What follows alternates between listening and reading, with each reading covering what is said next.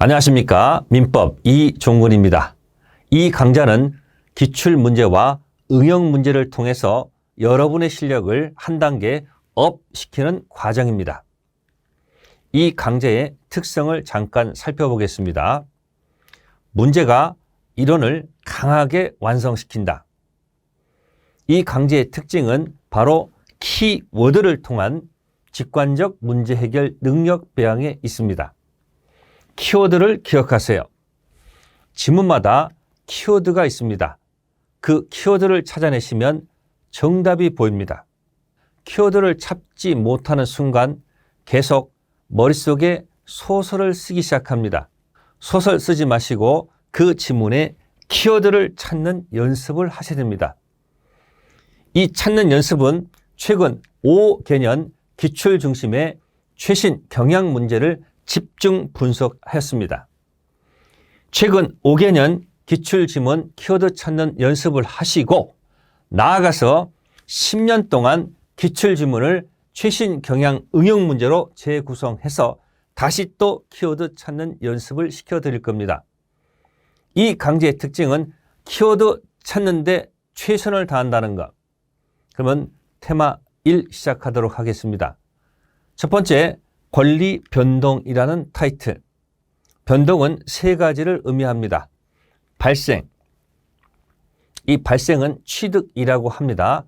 원시 취득과 승계 취득으로 나눠지고 변경, 소멸 세 가지 모습이 있고요. 법률행위 총설은 법률행위 종류, 단독행위와 계약, 그 다음에 총설적 분야에서 목적의 적법성 관련된 효력 규정과 단속 규정. 결국 테마와는 크게 세 가지네요. 단속 규정과 효력 규정, 단독행위와 계약, 원시득과 승계 취득. 키워드 찾아가는 연습을 문제 풀도록 하겠습니다. 문제 1번은 상대방 없는 단독행위라고 되어 있습니다. 상대방이 없다? 그러면 여기서 일단 이 문제의 1번 지문을 보게 되면 계약이라는 키워드를 찾아냈습니다. 그러면 취소할 때 계약은 갑하고 을이 맺었으면 갑이 한다면 을이라는 사람이 이미 정해져 있다. 두 번째 지문도 계약이라는 키워드를 찾아냈습니다. 그러면 취인의 상대방도 이미 정해져 있을 것이다. 그리고 다섯 번째, 계약을 맺었습니다. 해제 상대방도 이미 정해져 있을 것이다. 세 번째 질문은 미성년자 법정 대리인 동의. 그러면 동의를 누구한테 해야 되겠습니까? 미성년자라고 이미 정해져 있지 않았을까요? 그런데 말입니다. 유증할 때는 유증은 과연 누구한테 해야 될까요? 고민 좀 해야 될 겁니다. 즉 손자한테 할까, 손녀한테 할까, 아들, 딸 누구한테 할지 고민할 필요가 있습니다. 따라서 유증의 상대방은 처음부터 손자라고 정해져 있던 것은 아니라는 겁니다. 정답은 4번입니다.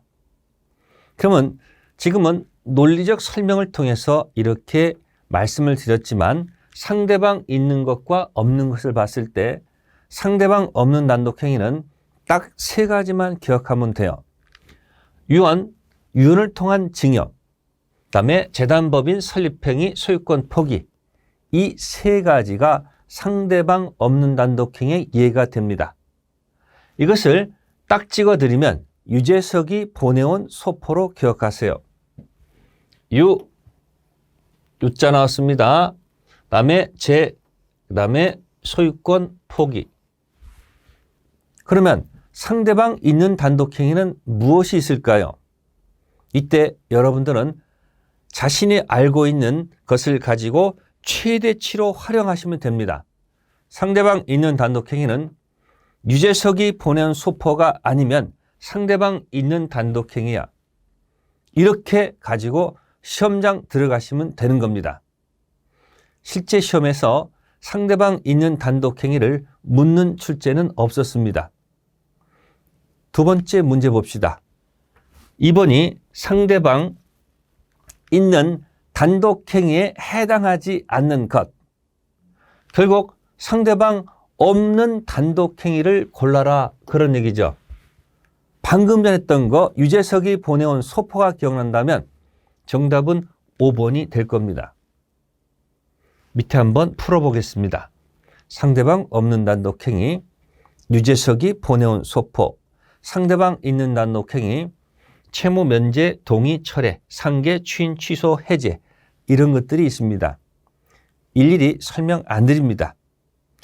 첫 번째, 상대방 없는 단독행위는 유재석이 보내온 소포로 기억하시고, 두 번째, 이 타이틀을 굳이 이거를 기억하고 싶은 수험생들을 위해서 이렇게 만들어 놨습니다. 1차 면제, 채무 면제를 뜻하고요.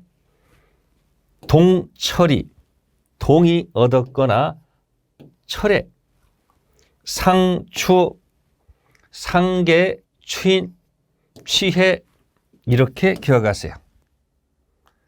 기억하세요. 설령 상대방 있는 단독행위 어떤 것이 있는지 몰라도 내가 알고 있는 것은 유재석이 보내온 소포가 상대방 없는 단독행위면 나머지 건 상대방 있는 단독행위겠지. 그렇게 기억하면 분명히 맞힐 수 있다는 사실. 다음, 효력 규정이 아닌 것을 모두 골라라. 효력 규정이 아닌 것. 그러면 강행 규정은 크게 효력 규정과 단속 규정으로 나눠집니다. 효력, 이건 사법상 효력도 없겠구나. 단속 걸리면 처벌은 하더라도 사법상 계약은 유효한 거야. 두 가지 있다는 거. 그러면 효력 규정이 아닌 것이니까 결국은 단속 규정을 찾으라는 얘기죠. 왜 출제자들은 직격탄으로 단속 규정을 모두 골라라 이렇게 출제하지 않고 효력 규정이 아닌 것을 골라라 이렇게 출제할까요? 민법 출제자들은 보통 이렇게 출제합니다. 꼭 직접 안 물어보고요. 한 바퀴 돌아서 물어봅니다. 개념이 잡혀 있지 않으면 헷갈릴 수밖에 없겠죠. 기억 보겠습니다. 중간 생략 등기라고 되어 있네요. 그러면 중간 생략 등기가 뭘까? 그러면 이건 미등기 전매라고 합니다. 즉 갑을병, 갑을한테 매매했고요. 을도 병한테 매매했습니다. 그러면 이 등기가 을을 거쳐서 병한테 가야 되는데 을의 등기를 생략하고 이렇게 넘어가죠. 이게 바로 뭐다? 중간자 등기를 생략하고 넘어간다는 이야기죠. 이때 이 등기, 매매는 유효로 봅니다. 요거 걸린 사람들은 처벌은 하겠지만 이 사법상 계약 자체는 유효로 보겠다. 그래서 이 규정은 단속 규정으로 판례가 나타나고 있고요. 니은 지문은 개공께서 중개 의뢰인과 직접 거래를 한다고 되어 있네요. 즉 중개 의뢰인이 토지를 팔아달라고 개공한테 중개 의뢰를 했는데 개공께서 자기가 사겠다는 얘기예요. 결국 직거래 하지 말도록 되어 있는 이 규정은 이 개공은 처벌은 하겠지만 이 의뢰인과 맺은 직접 거래, 이 계약, 매매 계약은 유효로 볼 수밖에 없습니다. 따라서 이 규정은 단속 규정이 될 것이고 이것은 개공께서 법령에 규정된 중개 보수, 법정 수수료만 받도록 된 이 규정을 위반해서 초과해서 받는 경우도 있지 않겠습니까? 분명히 수수료 초과해서 받으면 안 된다고 되어 있거든요. 이때 판례는 이 규정을 효력 규정으로 들어갑니다. 보수 플러스 알파 받는 사법상 계약하게 되면 이 계약은 무효가 됩니다. 따라서 중개 의뢰인은 개공한테 알파를 지급할 필요가 없다는 뜻이 됩니다. 그 대신 보수만큼은 중개 보수료는 유효입니다. 그러나 초과한 부분은 뭐가 된다? 효력 규정 위반돼서 무효라는 것이 판례 태도입니다. 그래서 정답은 단속 규정은 네, 기억 니은이 되겠습니다. 이 단속 규정과 효력 규정을 조금 보충해 드리겠습니다. 강행 규정은 효력 규정과 단속 규정. 효력 규정은 첫 번째 법정 수수료, 명의신탁 금지 규정, 그다음에 허가 이런 것들이 효력 규정이 될 것이고, 따라서 효력 규정이 위반되면 처벌은 처벌대로 받고 이 사법상 효력도 없다 그런 뜻이고, 단속 규정은 무허가 음식점 판매, 전매, 그다음에 직접 거래. 그래서 팁을 하나 드릴게요. 바로 이거죠. 단속 규정에는 음식물을 판매하지요, 미등기 전매, 중간 생략 등기하지요, 거래합니다. 거래도 결국은 매매 아니겠습니까? 그래서 이렇게 판매하고 전매하고, 네, 개인과 개인의 거래는 뭐다? 유효로 보는 거예요. 유효. 처벌은 받지만 이 거래, 전매, 매매는 뭐하다? 유효. 이렇게 머릿속에 딱 키워드로 기억해 두세요. 그러면 구별하기가 좀 쉬울 거고요. 다음 4번 문제는 좀 어려울 수가 있습니다. 힘들면 이 4번은 패스해도 관계없습니다. 이 문제는 만약에 나온다면 10년에 어쩌다 나올 수 있는 지문입니다. 대신 한번 들어는 봐두세요. 용어 싸움입니다. 기억 지문이 의무 부담 행위. 이게 도대체 뭔 소리일까? 그러면 이걸 의무, 부담하는 행위야. 그리고 여기에 처분 행위라는 말이 있습니다. 서로 연결되어 있습니다. 즉 의무 부담 행위와 처분 행위. 가장 쉬운 것은요, 사실은 매매를 하는 겁니다. 매매하는 거예요. 매매해서 나중에 잔금 주고 서류 바꿔서 등기 치죠. 가장 쉬운 것은 매매를 통해서 등기했을 때 그 매매가 의무를 부담하는 행위의 대표입니다. 그리고 등기 치는 행위가 처분 행위입니다. 그래서 매매하게 되면 서로 의무를 부담해서 채무를 이행해야 되고요. 채무 이행 끝난 게 처분 행위 등기입니다. 그럼 매매하고 등기 내면 얼마나 좋겠습니까? 근데 실제 시험에서는 이렇게 안 내겠죠. 조금 어려운 것을 낼 겁니다. 의무 부담 행위는 채무를 부담하는 행위다. 따라서 채무를 부담하는 자가 채무를 이행하지 않으면 채무 불이행 문제가 발생합니다. 처분 행위는 이행 완료가 된 것을 얘기합니다. 채무 이행이 끝났다 이야기예요.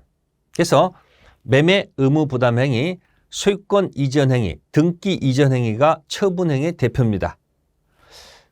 그러면 의무 부담 행위는 채무를 부담하는 행위, 채무를 이행하지 않으면 채무 불이행 문제가 발생한다. 그러면 처분 행위는 뭘까? 이행이 완료되었기 때문에 채무 불이행 문제가 발생하지 않습니다. 그러면 예를 들어서 지금 채권 양도가 나왔네요. 이 채권 양도가 도대체 뭘까? 예를 들어서 콘서트 티켓을 하나 샀습니다.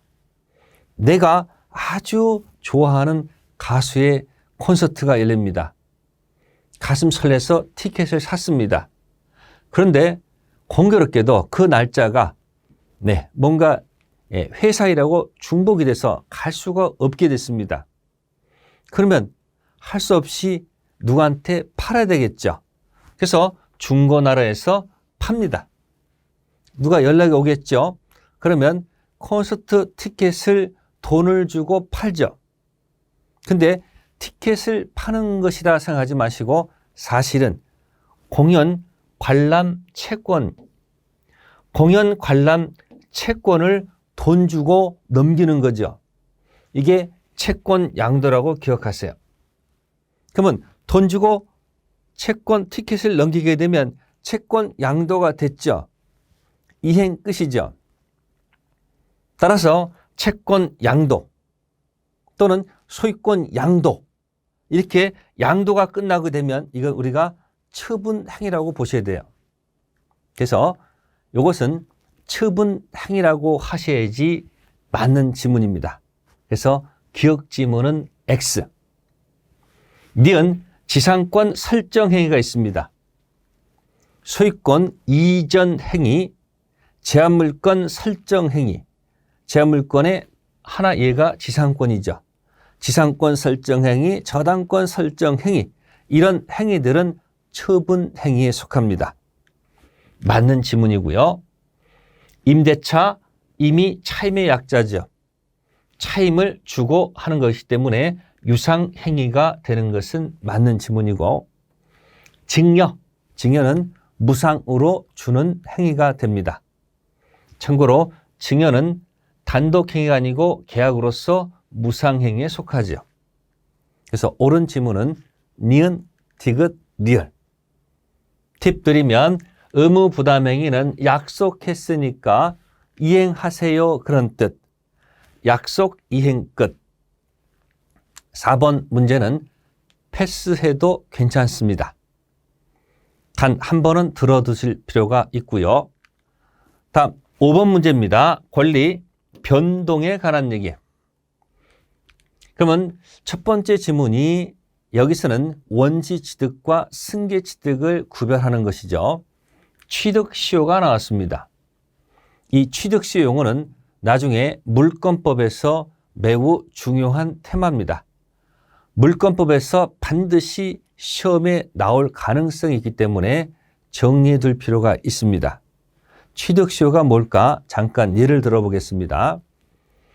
토지 이렇게 경계를 통해서 양쪽이 나눠져 있는데 을 토지 소유자가 갑 노란 토지 이 일부를 뭐하고 있다?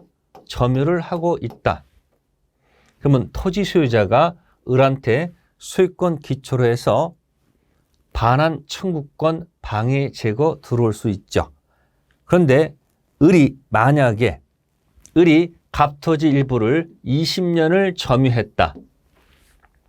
어떻게? 소평공, 소의 의사를 가지고 평원, 공연하게 20년을 점유했다. 그래서 취득시효가 완성됐다. 완성된 이유는 갑이 20년 동안 한 번도 을한테 야단, 중단시킨 적이 없다는 이야기예요. 이럴 경우에 나중에 등기를 하게 되면 결국은 소유권을 가져올 수가 있습니다. 갑 소유 토지 1필지 일부를 을이 점유 취득 시효 완성돼서 등기하게 되면 소유권을 취득합니다. 이 취득은 갑으로부터 이어받은 승계 취득이 아니고 법률 규정에 따라 원시 취득이라는 것이 판례 태도입니다. 정답은 1번. 취득 시효 꼭 제목을 기억해 두시고요. 자, 2번 지문은 신축이니까 이건 탁 원시라는 것 알 수 있겠죠. 세 번째, 매매에서 소유권 취득하는 것은 이어받는 승계 취득이 될 것이고, 무주물 선점. 예를 들면 갑이 바다 낚시에서 물고기를 잡으면 무주물 선점할 수 있습니다. 원시 맞고요. 저당권 취득 역시 승계 취득입니다. 다만 3번과 5번 이 양쪽을 조금 더 보충해 드리면 소유권이 있고 을이 있습니다. 매매를 합니다. 그 매매하게 되면 이 소유권이 우측으로 쭉 이전하게 됩니다. 이전. 그러면 갑이 갖고 있었던 여기 사용 수익 처분 몽땅 다 이리로 가겠죠. 다 삭제가 되죠. 이런 것을 승계 취득 중 이전적 승계 하나 살짝 보충해 드렸고, 또 하나는 갑이 소유권이 있는데 돈이 필요합니다. 돈이 필요하면 어떻게 됩니까? 이 건물을 가지고 주택을 가지고 담보 대출 받지요. 그래서 은행에다가 대출 채권 때문에 이 건물을 담보를 설정해 주죠. 그래서 저당권 설정합니다. 갑이 사용, 수익, 처분 권능이 있는데 여기서 사용, 수익, 처분 권능이 다 가는 게 아니고요. 여기서 사용, 수익권은 그대로 두고 이 처분 권능만 이쪽으로 가는 겁니다. 즉 무슨 얘기냐?